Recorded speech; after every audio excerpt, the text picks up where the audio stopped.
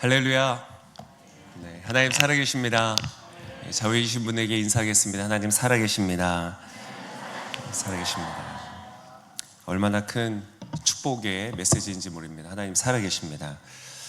지난 금요일과 토요일 저녁 그리고 오늘 저녁까지 해서 이제 북한 선교 연합 부흥회가 오클랜드 한인교회에서 있었고요. 이제 오늘 저녁에 아마 평강교회에서 진행한다고 제가 들었습니다. 그래서 금토 저녁에 가서 이상학 목사님, 북한 선교에 거의 40년 시간을 이렇게 사역하신 귀한 목사님 모셔서 말씀을 잠깐 들었습니다. 말씀을 듣고 교제하는 가운데 큰 또 도전이 있고 은혜가 있었는데요. 이제 메시지 중에 오늘 저희가 읽었던 본문과 이제 유사한 또 이야기가 있어서 그 간증 하나를 소개를 드립니다. 중국에서 북한으로 성경을 배달하는 사역을 초기에 많이 하셨다고 합니다. 그래서 이제 근데 그때는 성경이 중국에서 소지가 금지되어 있는 책이었고 또 북한은 뭐 더욱이 말할 수 없는 그러한 상황이었기 때문에 굉장히 이제 비밀스럽게 했겠죠.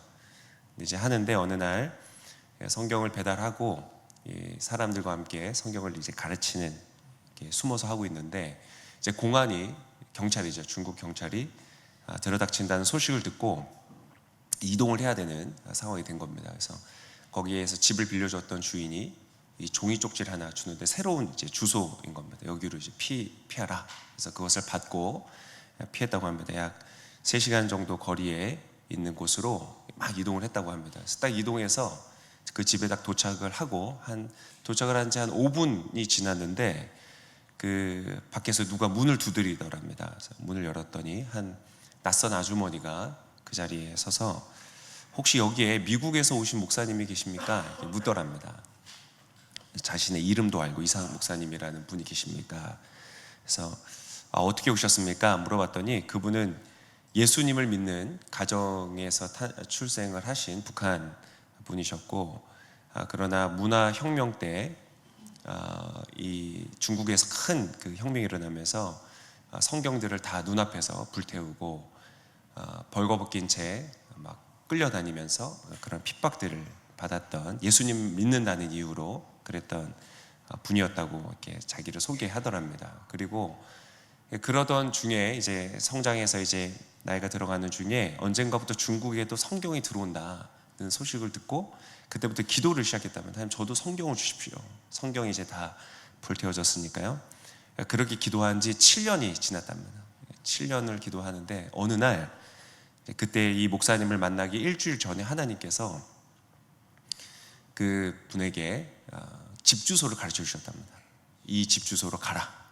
그리고 거기에서 미국에서 온 이상 목사를 찾아라는 것을 기도 가운데 하나님 알려주셨고 그래서 한 달 후에 왔다. 근데 그게 일주일 걸린 거죠. 그거 주소를 받아들고 일주일이 걸려서 그것에 도착을 했는데 그때가 바로 이상 목사님이 도착한 지 5분 막 지났을 때 그때 도착을 한 겁니다. 그래서 이제 그분 이상 목사님의 책을 보면 그런 글이 있습니다. 이제 성경을 그래서 가지고 온 성경을 그 아주머니에게 건네주자 그 아주머니가 잃어버린 자식을 다시 만난 듯 끌어안고 통곡을 시작했다. 성경을 끌어안고 그때 그 아주머니가 울은 시간이 11시간이랍니다. 11시간 동안 성경을 붙잡고 울었던 그 분의 모습을 기록을 하고 있습니다. 제 이러한 글들을 보면 여러분 우리가 북한을 기억해야 됩니다. 북한에서 그들의 간절했던 소망과 그 기도들을 하나님 들으시고 기억하시는 것처럼 여러분 우리가 기억해야 됩니다. 마치 집 나간 둘째 아들을 기다린 아버지의 마음을 첫째 아들이 알아야 했던 것처럼 또 강도 만난 그 자를 도와줬던 사마리아인처럼 우리가 그 마음을 가지고 기도해야 될 줄을 믿습니다. 하나님은 신비한 방식으로 일하십니다. 할렐루야. 하나님이 그 기도 가운데 응답하셔서 그 갑자기 주소를 바꿔서 움직여라. 그래서 이상 목사님이 이동을 해서 도착했을 때 바로 5분 후에 이분을 만나게 하시는 그런 하나님의 신비로운 방식은 지금도 역사하고 계시다는 것입니다. 오늘 우리가 보았던 성경에서도요, 그런 아주 유사한 기적이 나타나고 있죠. 바로 이 사도 베드로를 통해서 이방 선교를 검증하시는, 이것을 인증하시는 그런 엄청난 중요한 사건입니다.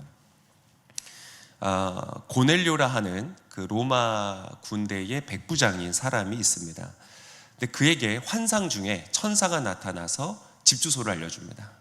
여기로 사람을 보내라. 그래서 거기에 있는 베드로라 하는 사람을 초대하라는 환상을 보여주시죠. 그래서 베드로가 그 초대를 받게 되고 이방인들에게 복음을 증거하는 최초의 아주 엄청난 역사가 일어나는 것이 바로 오늘 본문입니다. 그리고 이러한 역사가 지금 이 오클랜드 온누리교회 안에 일어나고 있습니다. 네. 여러분에게 일어날 것입니다. 할렐루야. 바라고 소망하는 분들마다 이 엄청난 놀라운 역사가 일어나시기를, 하나님의 그 위대한 역사 가운데 동참하는 역사가 있으시기를 축복합니다. 질문을 하나 제가 먼저 드리겠습니다. 혹시 여러분 인생을 살면서 지금 한계를 경험하고 있지는 않으십니까? 뭔가 인생의 벽을 만난 것처럼, 뭔가 좀처럼 나아가지 못하는 것입니다. 변화를 꿈꾸지만 변화가 되지 않고, 뭔가 좀 바뀌었으면 좋겠는데 안 되는 겁니다. 문을 두드리지만 열리지 않고, 꿈을 꾸지만 그 꿈이 이루어지기에는 너무나 요원해 보이고, 답답하고 풀리지 않고 막혀있는 상태, 그러한 혹시 상태에 계십니까? 돌파가 필요하다. 나의 인생 가운데 돌파가 필요하다. 여러분, 그러한 분들에게 하나님이 주시는 놀라운 돌파가 있으시기를 축복합니다. 어떤 분들은 이 벽을 만났고 한계에 갇혀 있지만 깨닫지 못하는 경우도 있습니다. 오늘 베드로에게 물어봤다면 당신 혹시 한계를 경험하고 있습니까? 그랬다면 아마 그는 전 괜찮아요 라고 얘기했을 겁니다.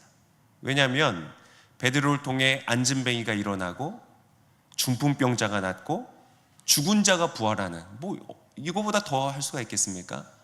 그 기적이 일어나고 주님의 교회를 세우고 사람들을 일으키는 귀한 사역들을 감당하고 있었고요. 그 여정 중에 있었습니다. 모든 것이 성공적으로 보였죠.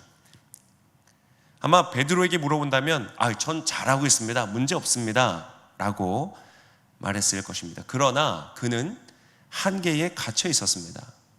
그 증거가 있습니다.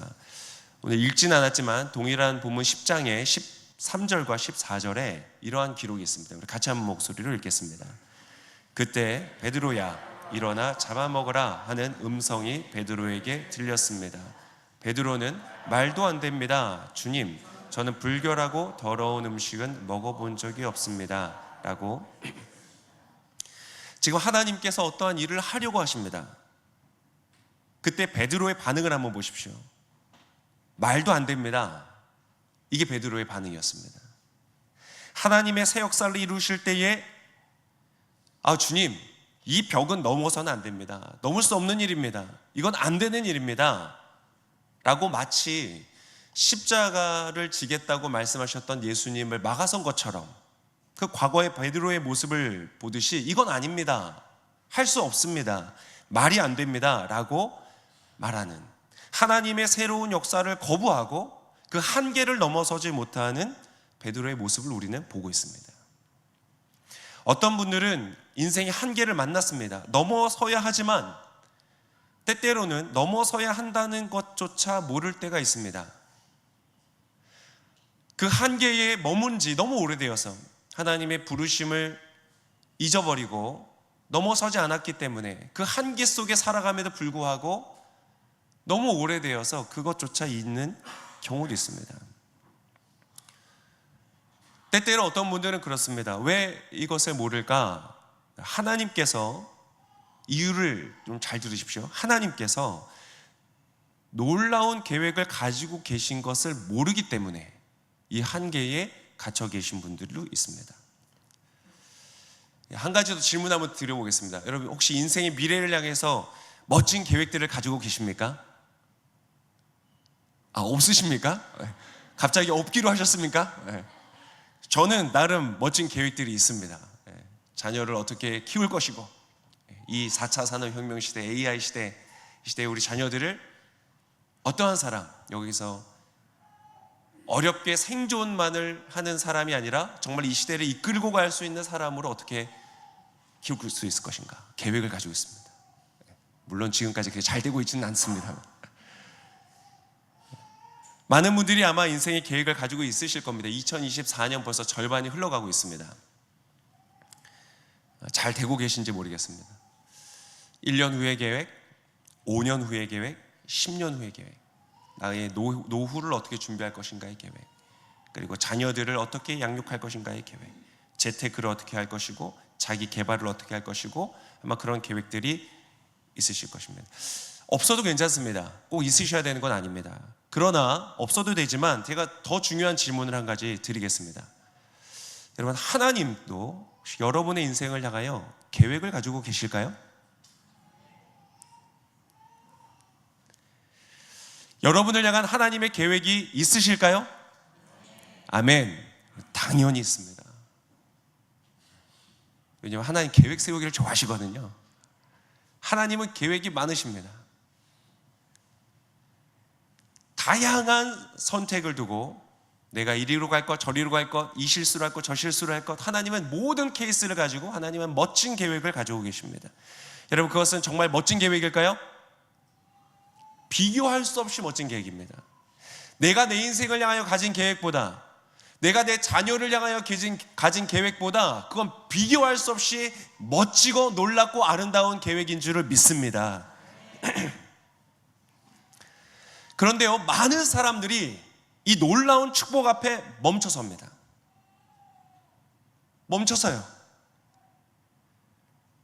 하나님의 최고의 계획 가운데 들어서지를 못한 채 그 바깥에 있습니다. 나중에 구원은 받겠지만 부끄러운 구원을 받습니다. 구원을 받을 때 기쁨과 감격으로 하나님의 품 안에 가기보다 후회와 탄식으로 삶을 후회합니다. 내가 왜 그렇게 살았을까? 왜냐하면 바로 나의 생각 그 이상의 계획이 있다는 것을 모르기 때문에, 그것이 내가 생각하는 것보다 훨씬 더 멋지고 아름답고 놀랍다는 것을 믿지 못하기 때문에 너무나 많은 사람들이 그 축복 앞에 멈춰 서는 것입니다. 오늘 자신의 인생을 향하여서 더 멋진 계획, 죽은 자를 부활시키는 것보다 더 멋진 계획을 하나님 가지시고 확장시키시는 하나님의 역사를 경험했던 베드로의 고백을 한번 보겠습니다. 34절과 35절의 말씀에 베드로가 깨닫고 나서 이렇게 고백합니다. 같이 읽겠습니다. 그러자 베드로가 말하기 시작했습니다. 이제야 내가 깨달았습니다. 참으로 하나님께서는 사람을 겉모양으로 차별하지 않으시고 하나님을 경외하고 의를 행하는 사람들이라면 어떤 민족이든 베드로가 뭐라고 말하는가? 이제야 깨닫습니다. 나의 인생을 향한 놀라운 계획, 나를 통하여서 이루실 하나님의 이 엄청난 역사를 이제야 깨닫습니다. 이 일들을 통하여 하늘에 쌓아두실 하나님 엄청난 그 상급들, 축복들, 이것이 이렇게 좋은 것인 줄을 몰랐습니다. 그것을 제가 깨닫습니다. 여러분, 이 고백이 저와 여러분의 고백이 되시기를 축복합니다. 언제까지 나의 계획에 매여 있겠습니까? 언제까지 나의 소원이 이루어지지 않은 그 후회와 아쉬움과 그 원망 속에 우리가 매여 있겠습니까? 여러분, 하나님은 저와 여러분을 더 멋진 계획으로 부르고 계십니다. 그것을 알 때에 여러분 깨닫게 되는 것입니다. 근데 여러분, 베드로의 경험은 여기에서 멈추지 않습니다. 여러분, 하나님의 역사는요, 한두 번 놀라는 것으로 멈추지 않습니다. 할렐루야. 45절에 이렇게 기록하고 있습니다. 45절 같이 읽겠습니다. 베드로와 함께 온 할례받은 신자들은 성령의 은사를 이방 사람들에게까지 부어주시는 것을 보고 깜짝 놀랐습니다. 깜짝 놀랐습니다. 사도 베드로조차 죽은 자를 일으키면서도 본인이요, 예수님과 같이 다비다쿰 하면서 죽은 자를 일으키면서도 스스로 놀라지 않았던 베드로가요, 오늘 놀랍니다. 깜짝 놀랍니다. 여러분, 벽이 뚫리고 돌파가 일어나면 하나님의 뜻이 나의 삶에 이루어지면 깜짝 놀라는 일들이 일어납니다. 나의 자녀들의 삶에 하나님의 역사가 일어나는 것을 보면 깜짝 놀라는 일이 일어납니다. 여러분, 그러한 역사 일어나시기를 축복합니다. 내 계획대로 되네, 내 생각대로 잘 됐어. 그건 축복이 아닙니다. 내가 생각하지 못하였던, 기대하지 못하였던 역사가 일어나는 것, 그것이 하나님이 우리에게 주시는 엄청난 축복인 것입니다. 여러분, 이것은 씨름할 일이 아닙니다. 줄다리기 할 일이 아닙니다. 최대한 빨리 포기하시기를 축복합니다. 아멘 수가 점점 줄어들어서 제가 좀 속상하긴 한데, 옆 사람이 한번 축복하겠습니다. 빨리 포기하시기를 축복합니다. 여러분, 이것은요, 이미 하나님께서 우리에게 말씀해 주신 것입니다. 고린도전서 2장 9절 말씀을 같이 읽겠습니다. 고린도전서 2장 9절 시작. 기록되기를 귀로 듣지 못하고 사람의 마음에 떠오르지 않은 것들을 하나님께서는 자기를 사랑하는 사람들을 위해 예비해 주셨다라고 한 것과 같습니다. 할렐루야. 여러분, 주님 사랑하십니까? 안 사랑하시는 분들 빨리 사랑으로 돌아오시기를 축복합니다. 사랑이 내 마음대로 됩니까? 됩니다. 그것이 아직 해결이 안 되신 분은 빨리 해결하셔야 됩니다. 씨름하셔야 됩니다. 주 너의 하나님을 더 온 마음과 뜻을 다하여 사랑하라. 다른 그 어떤 것보다, 너의 자녀보다, 너의 부모보다, 너의 어떠한 것보다, 너의 목숨보다 나를 사랑하지 않으면 너는 나에게 합당하지 않다. 그 말씀에 여러분 부딪히셔야 됩니다. 적당히 덮어놓고 그래도 하나님 나를 사랑하시지? 아닙니다. 오늘 이 축복은 누구에게 오는가? 하나님께서는 자기를 사랑하는 사람들을 위해, 하나님 여러분 다 사랑하십니다. 그러나 다 축복하실 수 없습니다. 하나님은 누구를 축복하시는가? 하나님을 사랑하는 자, 자신의 것보다, 다른 것보다 하나님을 사랑하는 자를 위하여 어떠한 역사를 이루신가? 눈으로 보지 못하고 본 적도 없고 들은 적도 없고 상상조차 하지 못한 일들을 주님은 예비하신다는 것입니다. 이 말씀은 지금 이곳에 있는 모든 저와 여러분, 우리 성도님들을 향하여서 있습니다. 그러나 고린도전서 2장 9절은 저와 여러분 모두에게 열려있지만, 그러나 모두가 자동적으로 경험하게 되는 것은 아닙니다.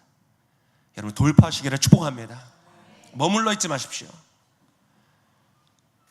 새가 알에서 있을 때는 안전하다고 느껴지죠. 편안하다고 느껴지죠. 별로 해야 될 일도 없고 책임질 일도 없고 그냥 그 안에 있으면은 나름 안락하고 괜찮은 삶이라고 생각할 것입니다. 근데 여러분, 만약 그렇게 해서 그 알이 거기에서 죽는 것으로 끝난다면 얼마나 아쉽겠습니까? 그 알 껍질을 깨고 나오면 푸르른 창공이 열려져 있는데, 거기를 향하여서 하나님 우리를 부르실 때에 닭처럼 날으라고 하시지 않으시고 독수리처럼 날아오를 것이다. 여러분, 그 역사, 그 삶을 살아봐야 되지 않겠습니까? 언제까지 내 눈앞에 있는 모이를 먹으면서 거기에 만족하면서 지금 있는 안락한 삶에 책임질 것도 없고 해야 될 일 것도 없고 적당히 그저 그런 인생을 사는 것으로 언제까지 두겠습니까? 하나님은 우리를 페라리처럼 만드셨는데, 타본 적은 없습니다. 좋다고 하더군요. 근데 우리는 달구지처럼 살아가는 겁니다. 페라리로 디자인하시고 설계하시고 만드시고 그 안에 하나님의 영을 부으셨는데, 우리는 달구지처럼 그 차를 몰고 다닌다고 생각해 보십시오. 논두렁길을 덜거덕 거리면서 얼마나 아쉽겠습니까? 독수리처럼 창공을 날아오르는 인생을 사실 수 있기를 예수님의 이름으로 축복합니다. 여러분, 돌파하십시오. 하나님의 계획이 내 삶 가운데 이루어지기를 소망하고 바라고 갈망하십시오. 여러분의 삶의 돌파가 일어날 때 여러분을 통해서 많은 사람들이 축복을 누리게 될 것입니다. 그것을 위해서 오늘 두 가지 비결을 알려드릴 텐데요. 물론 오늘 본문이 사실은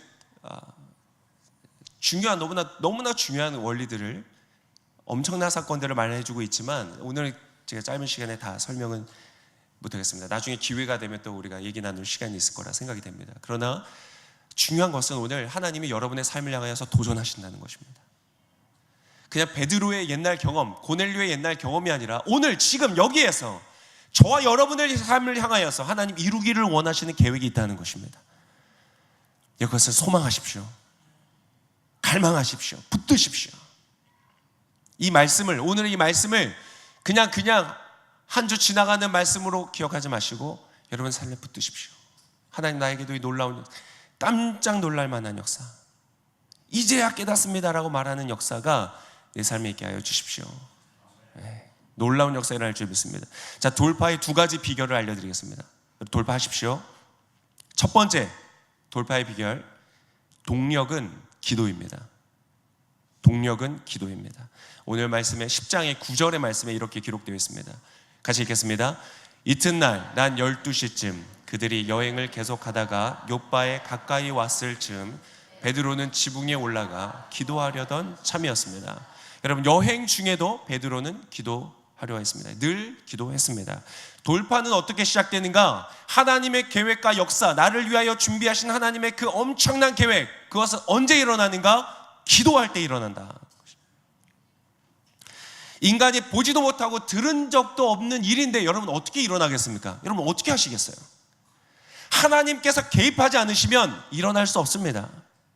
성경을 구할 수 없는 그 중국 땅에서 불태우고 문화혁명을 일으키고 사람을 죽이고 하는 그러한 완전히 갇혀진 땅에서 여러분 어떻게 성경을 구하겠습니까? 기도할 때 일어납니다. 7년간 기도할 때 하나님 그 기도를 들으시고 기적적으로 하나님의 사람을 보내어 주셔서 그 성경을 앉게 하시는 것이죠. 여러분, 기도할 때 하나님의 개입이 일어납니다. 수천 년간 흘러내려온 유대주의 속에서 살았던 베드로가 어떻게 이방인 선교를 꿈이나 꿀 수 있었겠습니까? 여러분, 없습니다. 오늘 다 읽지는 않았지만 고넬료에게 가서도 베드로가 말합니다. 원래 유대인들은 이렇게 이방인들과 함께 자리할 수 없는 것인데 하나님이 나에게 말씀하셨기 때문에 여기 왔습니다. 하나님이 개입하지 않으셨다면 이 엄청난 사건이 일어나지 않았습니다. 게다가 이후로 가잖아요. 베드로가 이 고넬료를 만나고 유대로 다시 돌아가자 많은 유대주의자들한테 공격을 받습니다. 어떻게 이방인들에게 가서 그런 일을 할 수 있느냐. 여러분, 이것은 인간으로서 뚫을 수 있는 그러한 돌파를 말하는 게 아닙니다. 열심히 일해서 좋은 직장 가지고 연봉 좋은 데서 돈 많이 벌고 그러한 얘기를 하는 것이 아닙니다. 사람이 할 수 없는, 그러나 깜짝 놀랄 만한 하나님의 놀라운 역사 속에 동역자로 쓰임받는 것, 하나님의 위대한 일들을 이루고 저 천국에 놀라운 상급을 쌓는 것을 말하는 것입니다. 여러분, 저와 천국에서 부유한 자가 되실 수 있기를 예수님의 이름으로 축복합니다. 여러분, 다 부유한 자가 되시기를 바랍니다. 그래야 저도 상급을 좀 받죠. 조 목사, 당신 덕분에 이 사람들이 이렇게 잘 됐으니 정말 한 사람도 빠짐없이 이곳에 계신 모든 분들이 천국 가운데서 부유한 자 되시기를 축복합니다. 언제 일어나는가? 언제 하나님 역사하시는가? 기도할 때 일어난다. 여러분, 한편 고넬료의 입장에서 보면 더 놀라운 기적이 아니겠습니까? 고넬료는 이방인이었습니다. 외인이었습니다. 하나님의 약속 가운데 참여할 수 없는, 본인도 꿈꾸지 않았던 일일 것입니다. 꿈도 꾸지 않았던 일일 것입니다. 그러나 어떻게 됐습니까? 하나님의 사람 베드로를 만나다니, 그게 문제가 아니죠. 성령이 그에게 임하였습니다. 이방인이었던 그가 하나님의 거룩한 성전이 되었다. 여러분, 꿈도 꾸지 못했던 일이 일어난 것이죠. 그런데 그것이 언제 일어났습니까? 기도할 때. 10장 2절에 보면 이렇게 기록되어 있습니다. 같이 읽겠습니다. 고넬료와 그 집안 사람들은 모두 경건하고 하나님을 경외하는 사람들이었습니다. 고넬료는 가난한 사람들에게 아낌없이 나누어 주었고 항상 하나님께 뭘 했다고요? 기도했습니다. 언제 돌파가 일어나고 언제 하나님의 역사가 일어나는가? 명확합니다. 기도할 때 일어난다. 한번 따라 하시겠습니다. 기도하겠습니다. 다시 한번 하겠습니다. 어떠한 방해가 있어도 기도하겠습니다. 피곤해도 기도하겠습니다. 응답이 없어도 기도하겠습니다. 그때 역사가 일어납니다. 여러분, 이 고넬료의 기도를 통해서 우리가 배울 수 있는 것이 있는데요. 그는 항상 하나님께 기도했다. 항상 기도했다. 습관적 기도, 반복적 기도, 호흡과 같이 몸에 배어있는 기도, 그 기도, 이것이 저와 여러분의 삶의 기도의 삶이 되시기를 축원합니다. 늘 잊고 살다가 무슨 일이 생기면 내가 기도를 안 했구나. 이것은요, 겨우 생존할까 말까한 신앙입니다. 그게 아닙니다. 항상 기도하는 겁니다. 한 번 더 따라하라고 하면 좀 귀찮으실까요? 한 번 더 따라하겠습니다. 항상 기도하겠습니다. 근데 여기서 우리가 또 배울 것이 하나 있는데, 짚고 넘어가야 될 것이 기도의 동기입니다. 기도의 동기. 기도는 모든 종교에서 다 합니다. 그러나 진짜 기도가 아닙니다. 진짜 기도란 무엇인가? 하나님을 경외함으로 하는 기도다. 오늘 고넬료는 왜 기도했습니까? 하나님을 경외했기 때문에. 하나님을 경외한다는 것은 무엇일까요? 고넬료에게 있어서 하나님을 경외하는 것은 베푸는 것을 통해서 나타났습니다. 가난한 자에게 늘 베푸는 자, 여러분 하나님을 향하여 베푸는 자가 되시기를 축복합니다. 헌금하시고 구제하시고 섬기십시오. 그것이 경외한다는 것입니다. 근데 여러분, 경외한다는 것은 모든 섬김이, 모든 구제가, 모든 헌금이 경외를 말하는 것은 아니죠. 어떻게 한다는 것이냐면, 내 이름을 위해서 하는 것이 아닌 것이 하나님을 경외하는 것입니다. 그래서 하나님의 경외한다, 경외의 반대말은 무엇이냐면, 하나님을 무시하는 것이 아니라요, 경외의 반대말은 거래입니다. 하나님과 거래하는 것이 경외함의 반대입니다. 내가 무언가를 받기 위해서 드리는 겁니다. 그래서 드리고 나서 기대했던 걸 받지 못하면 감정이 상합니다. 하나님, 내가 이렇게 했는데, 내가 헌금도 냈고, 내가 이렇게 섬겼고 했는데 내 삶에 응답이 없으면 감정이 상합니다. 여러분, 거래가 아니라 하나님을 경외함으로 기도하시기를 축복합니다. 그때의 역사가 일어납니다. 두 번째 돌파의 비결은 두 번째입니다. 방향은 선교입니다. 방향은 선교입니다. 따라 하시겠습니다. 방향은 선교다. 오늘 모든 역사는 영혼을 구원하는 일을 향하여서 갑니다. 하나님의 최고의 계획은 무엇인가? 최고의 열매는 무엇인가? 바로 영혼을 구하는 것입니다. 왜냐하면 한 영혼이 천하보다 귀하기 때문입니다. 여러분, 가장 최고의 축복은 좋은 직장에서 돈을 버는 것이 아닙니다. 가장 최고의 축복은 번 돈으로 영혼을 구원하는 일에 쓰는 것입니다. 가장 최고의 축복은 좋은 성적을 받는 것이 아닙니다. 가장 최고의 축복은 좋은 그 성적으로 영혼을 구원하는 일에 사용하는 것입니다. 여러분, 무엇을 하든지 복음을 증거하고 영혼을 구원하는 증인된 삶을 살아가는 저와 여러분 되시기를 축복합니다. 그것이 우리의 방향이 되는 것입니다. 무엇을 하든지, 어디에 있든지 하나님의 살아계심과 그분의 놀라운 역사와 그 중에서도 십자가를 통한 하나님의 그 놀라운 사랑과 부활의 소망을 증거하는 것.